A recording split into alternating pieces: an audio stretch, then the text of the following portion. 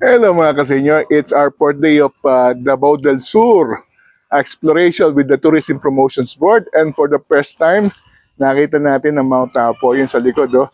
Agad din sana natin, kitang-kita natin yung usok doon sa may lava side.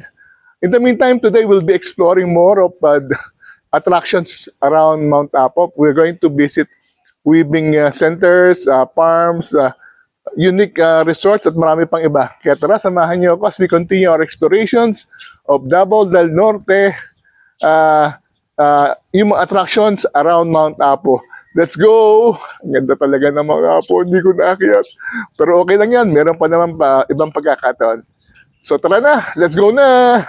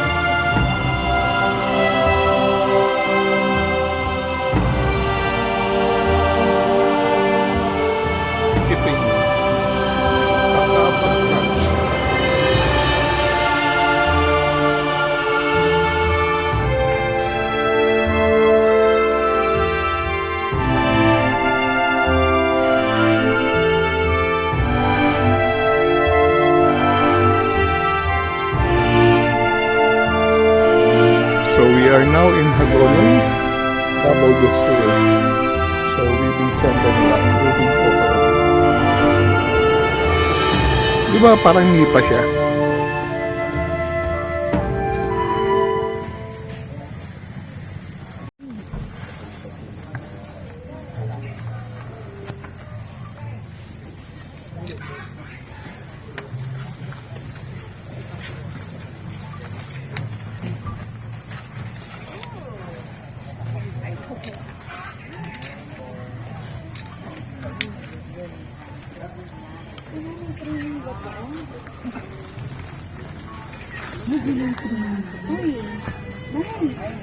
Natatandaan mo ba ako? Oo, man. Tingnan mo. Nay, mo ning dahon na no, subuhi pa nay no. Kini, mo ni. Oo. Ito yung ano pa, fresh na no. Ito yung dahon niya. Tapos dinadry lang nila. Yan. And then, ano yung pangkulay nila dyan? Bakit? Meron pula. Sa mga pangkulor daw nay. Ala, ginatagaan ba ako sa una? Di, o sa pangalan inyong gigamit bang pangkulor? Tina. Tina sa banig, so ka nang ginapalit lang ninyo. Yung dye lang talaga sir na may bili-bili lang nila sa ano. Hindi siya natural dye. So dili ni siya nga katong magpakuluan pa ninyo sa tubig, dili na. Pabukalan, hindi pabukalan. Pabukalan sa tubig. Papakuluan pa rin sa tubig nila, pakuluan sa tubig. Yung kanta din. Favorite yan, di ba? Lolo Jose. Kaedad nyo. Isang set. Nagpila yung set ba? Ala, Ilang ipakita Karoon na. Almira, magkano yun? Sir J. Yes. Pagsuan ko mang binibing ko mga palisto. Makinig kayo, alam mo kung bakit konti lang gawin nanay? Kasi yung anak niya hindi tumutulong.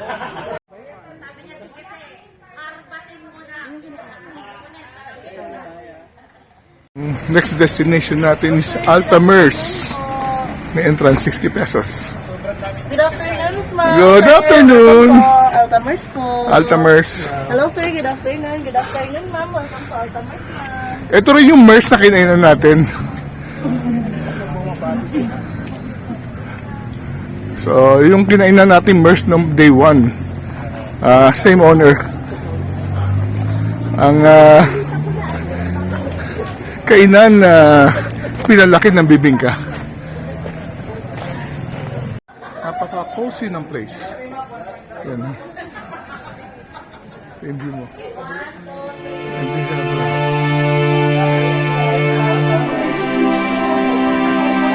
We have swimming pool.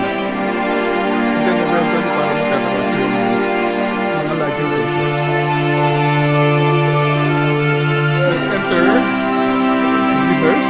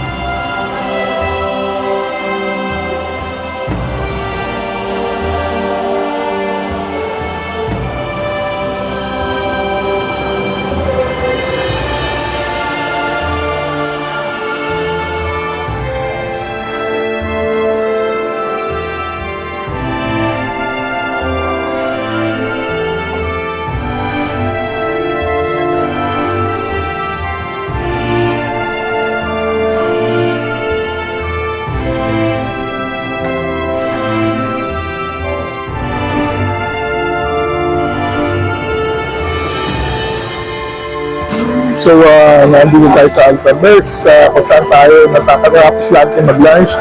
And as expected, dahil nasa paanan tayo ng mga tapo dito sa Kapatagan, umuulan na naman. Kanina umaga, ang ganda ng araw, nakita nga natin ng mga tapo. Pero ngayon, ayan, ayun na naman ang ulan. Ayan, no? Pumapatak na naman ang ulan. So, we're not sure kung makakapunta pa kami sa aming next destination dahil farm yun eh. Baka maputik na doon. Pero in the meantime, hintayin lang natin at tayo mag-relax at mag-enjoy. Ang ganda naman ang dito sa Altamers eh. So, dapat lang meron tayo na kape, no? So, in the meantime, hintayin lang natin kung ano magiging destination natin.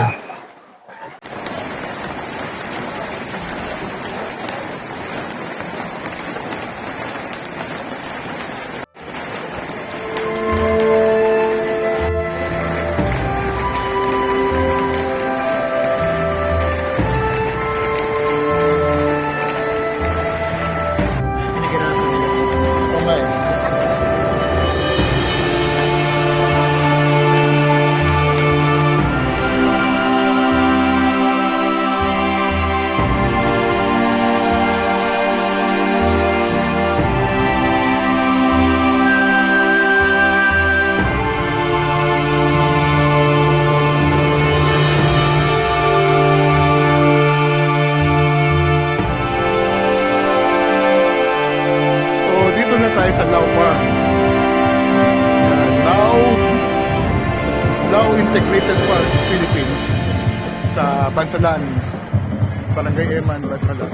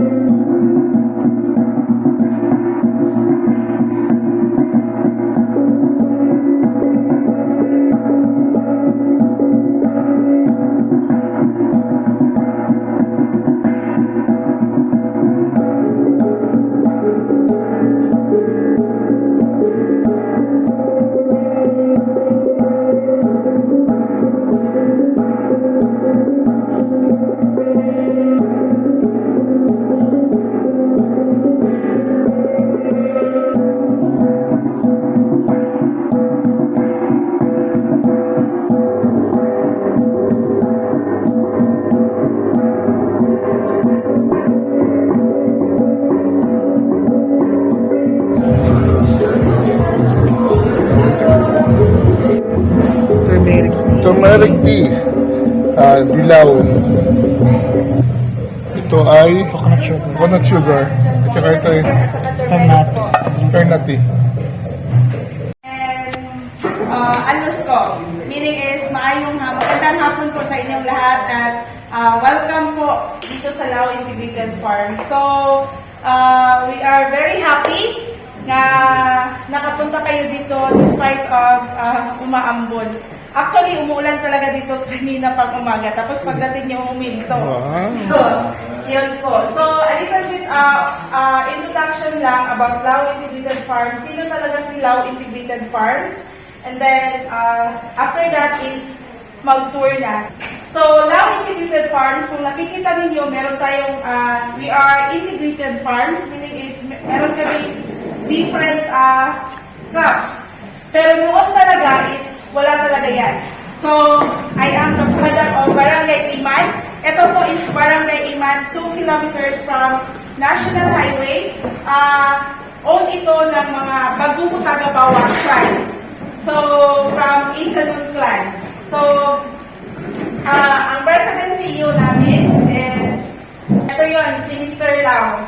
So, brief history about Lao Integrated Farms. Ang aming President CEO is si Mr. Benjamin R. Lau, multi-awarded farmer in organic agriculture and agribusiness. Pero nag-start talaga si Lau year 2000. Natural farming pa lang siya, family business, 5 hectares. And then 2008, 2000 is nag-work pa yan si Sir sa Davao. And then naka-feel siya ng something sa katawan niya, kaya nag-retire. So, nag-focus siya into farming. In 2008, doon na buo si Lao Integrated Farms, pero ano pa siya, sole proprietor, si Mr. Lao pa lang. And then, doon niya nabuo yung production side. Pero si Devo Farm is nandyan na talaga. In 2000, natural farming pa lang kami, hindi pa kami accredited as organic farming. So, marami ng farmers na pumupunta dito para curious nila paano ginawa ni Sir Ben na makasustain na hindi gumagamit ng any chemical or synthetic fertilizer or chemical pesticide and insecticide. So, ang unang-unang nabuo talaga and Devo Farm side is goats barn in 2000. Kasi itong 5 hectares na land is wala talaga itong mga pananim, puro full of gugun grass. Yes po. And I hope na mag-i-enjoy po tayo as we walk and experience and of course, learn about Lao Integrated Farms Incorporated. So, in the Philippines, possibly in the world, na gumagamit ng organic ingredients para sa aming mga bread at saka pastries. So, instead of using commercial sugar, we use coconut sugar and coconut syrup as our natural sweetener. And instead also of using commercial milk, since may mga kambing kami at saka baka, we use goat's milk at saka cow's milk po for as ginagamit namin para sa aming mga bread at saka other products sa aming bakery operation. So after the tour, we are free to go inside but hindi free po yung mga products. So, very affordable lang po. Available po yung mga products namin yan like turmeric tea, coconut sugar, and other products namin. So, by patuba ng niyog. So, mostly po sa mga coconut trees po namin dito, naging supply po ng coconut tuba. Ayan po. Pero kung dito lang kami magdedepende sa farm, kukulangin yung supply namin since nag-e-export nga kami ng product sa other countries. So, yan din po yung processing area namin sa coconut sugar and coconut syrup. But sad to say, we are not allowed to go inside. Why? And wala ding operation sa ngayon kasi naka-off duty na po yung mga staff namin. Paano i-control yung mga peste at saka yung mga sakit ng mga pananim natin? So, isa sa mga technology namin, ito yung tinatawag namin na natural insect attractant. So, sa term na attractant, ina-attract niya po yung mga bad at saka harmful insects. I don't know if you are familiar with black bug and piangaw. Or specifically, mga sucking insects na posibleng nagiging dahilan kung bakit nasisira yung mga pananim natin. So instead na pupunta sila sa buong katawan ng crop mo para sirain, na-attract sila dito, papasok sila dyan, iinumin nila yan hanggang sa malasing sila at hindi na sila makakalabas pa. So ano ito? 3 liters of pure coconut vinegar. Yung pure coconut vinegar talaga, yung suka na napakaasim, 3 liters po nun. At saka mag-add po kayo ng 1 liter of molasses. Are you familiar with molasses? Waste product ng sugar cane. Kung walang molasses po, you can use mascobado or kinugay in Bisaya. So ginagawa po namin, yung ratio 3:1, hinahalo po namin. Pinapakuluan po namin. Walang specific time limit, basta kumulo lang, ayun, may natural insect attractant ka na. So, destination natin. Lahat po ba ay familiar sa vermicast? Yes. Ayan. Welcome po sa aming vermicast production area. So, galing po doon hanggang dito po, nakakalat po yung tinatawag namin na vermibed or yung kahon. Yung vermibed po, doon po natin nilalagay yung si African Nightcrawler or si Bulate at saka yung substrate. Substrate means yung pinapakain natin sa kanila. Sa other technology, yung vermibed nila is may atip tapos nakasemento yung ilalim. Kung mapapansin nyo po dito sa farm, instead of having the atip, we use dahon lang po ng niyog as our pantabon.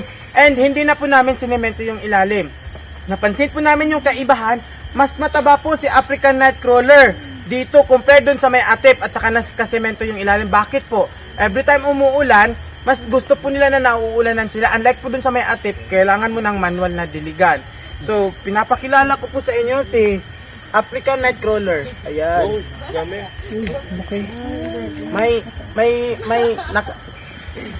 Si African Nightcrawler. Ayan. Ito po si Bulate or si African Nightcrawler. Iba po ito sa Bulate na usually makikita natin sa labas. With in terms to eating characteristic, napakatakaw po. Ayan. So, very voracious in sa English. So, hermaphrodite po ito, both male at saka female nangingitlog as long as nakakapag-mate sila. Ayan. Barbados cherry. Ito yung nakikita ko online. So, Barbados cherry. Ito yung nababalitaan natin. Napakamahal din. Naghanap ako online nito. Top. No, hindi mansanita. Parang dual sim siguro yan. Apple naman Nubian goat. Okay. Mahal yan, diba? Opo. Ang Anglo-Nubian breed po, pwede po sa dual purpose. Anglo-Nubian. Anglo-Nubian. Breed. Ay, sorry. So, ito po, pang dual purpose po siya ang Anglo-Nubian. Pwede nyo po siya pang meat production, pwede nyo po din pang dairy production. Ito naman po siya sa anin na breed. Yung mga sa anin na breed, usually white in color, yung mga sa anin. Sila talaga yung best producer of milk. That's why tinatawag silang the queen of all dairy goat, yung mga sa anin. Ngayon po na nakabitin sa silid ko ng kulungan. Ano na? Nilalagyan po namin po ng asin at saka molasses at saka tubig. Anong kwento? Nila parang as part of their diet na Goatee. Hello. Hello. ang dami naman color white. Mas maganda po, alam mo yung number. At the same time, yung monitoring date po, halimbawa si breed, number 108, nag-breed kay 1009, so may iwasan natin yung inbreeding. Okay, ano yung talaga yung tag? Eh, pag ganitong tag, Kasi namin yung animal money at saka grocery. bakit itong isa hindi kumakain? Ginagamit ko ng mga Oh. Kakao, ano? Oh, yeah.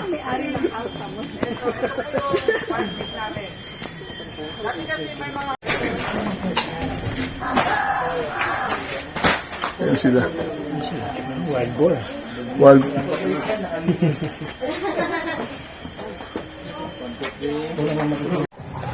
Bibili ka lang daw ng Dill. Ano pangalan daw niyan, sir? Dill. Masarap yan sa pagkain, tsaka repellent daw sa alamok. Ito yung peanut butter fruit. Ang idibol, Butter fruit daw to. So, subukan natin. Ito ba pwede? Yes. And then, tingnan natin. Ano, kakain na to na ganito? Tapos wala na nila ng fertilizer. Peanut butter fruit daw yan. Yung titikman natin. Dito ako sa malayo. nadunod yan. Eh, kunwari lang.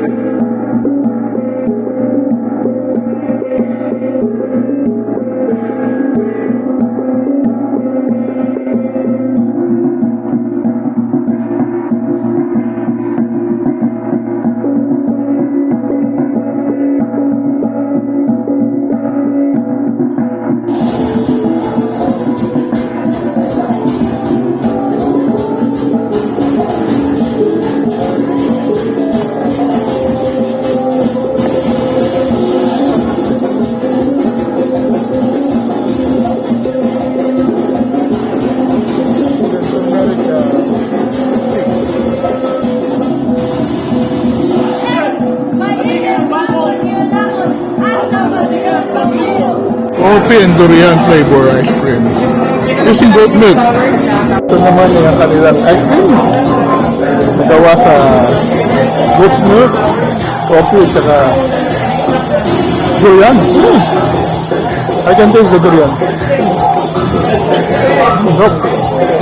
Butter fruit.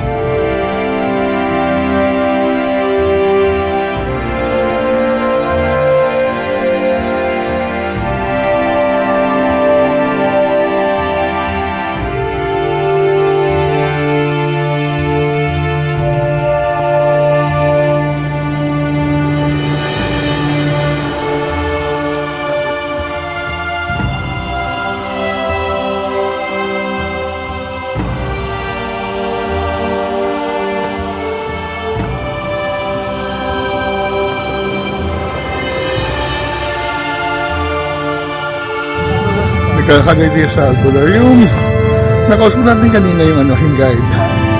So, sa mga gustong pumunta dito, it's open Monday to Friday. I think 7 o'clock to 4 p.m. Ang tour fee is 100 pesos with guide siya, kasama na yung snack. Pero minimum of 5. So, kung dalawa lang kayo, babayaran nyo 500. So, pwede naman walk-in basta may available na mga guides. So, punta na kayo dito. Napakaganda ng ecotourism farm na ito.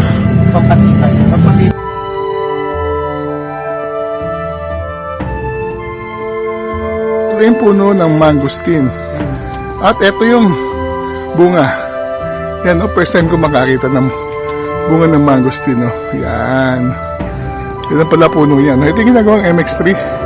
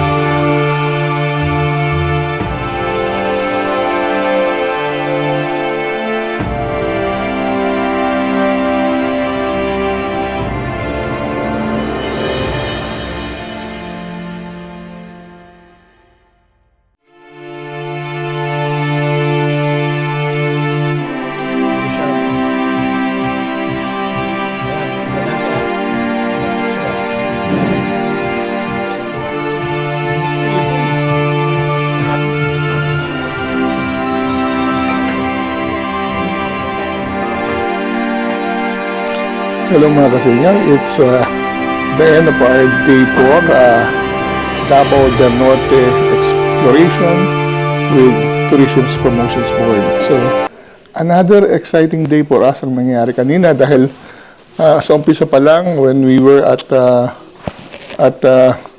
Monte Prio Resort, we were welcomed by one of the most breathtaking sunrise na nakita ko sa bundok. And after that, nagpakita for the first time after 4 days namin dito sa Davao del Sur, Kapatagan, ang Mount Apo. Napakaganda niya, napaka-majestic niya.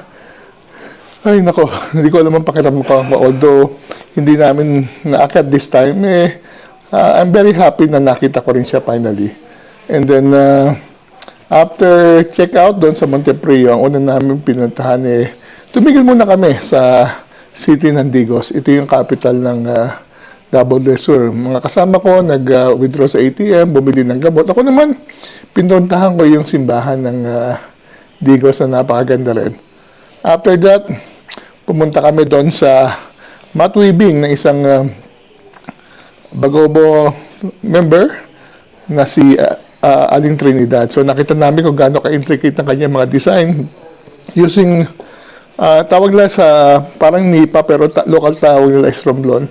After that, umakit uli kami ng Kapatagan and then nag-lunch kami sa Altamers.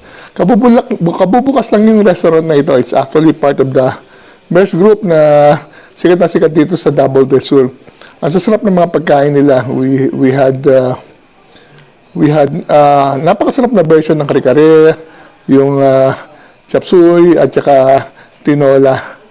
Although nagtagal kami ng konti dahil bumuhos na naman ang napakalakas na ulan na I think normal yata yan dito sa may paanan ng Mount Apo.